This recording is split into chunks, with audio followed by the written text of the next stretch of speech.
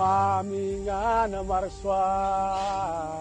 Tulungan na kami ta, pagbalinam mo ida, pinagagas mi.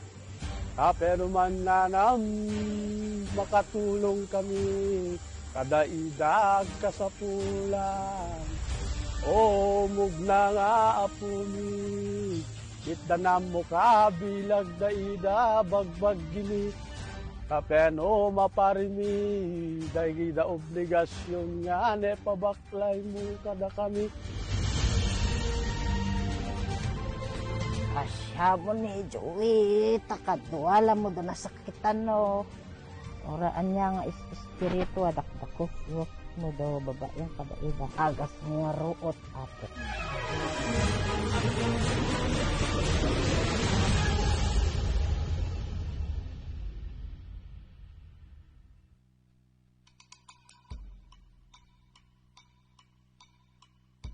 During a sacred ritual to choose a new tribal chieftain in the Yapayo tribe, led by their oldest healer, an evil spirit called Anito disrupted the ceremony, leading to the selection of an unfit leader.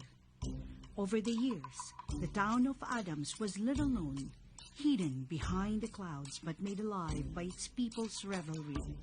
Now a popular destination, this paradise is well documented in books, showcasing its people, vibrant culture, and thriving ecotourism. These writings explore the interconnected tribal cultures including the Yapayaws, Kankanao, Imalods, and Bago, shaping the unique cultural identity of this indigenous community.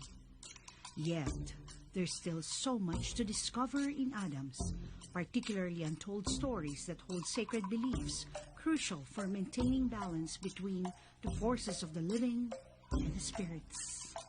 One such story is the origin of the Anito, in a sacred ritual led by the oldest healer of the Yapayo tribe to choose a new tribal chieftain. The ceremony was disrupted by a malevolent spirit called Anito, leading to the unfortunate selection of an unfit leader. When the Anito afflicted suffering upon their tribe, the chosen chieftain injured entrusted this authority to his brother, who, through the healing prayer of the Arupagan, successfully suppressed the harms of the Anito, guiding the tribal community to prosperity and celebration. Tibilbilin wenno pagtigmaan, isudat kasayaatan a pagsarmingan. The Ginginnubat Festival of Adams,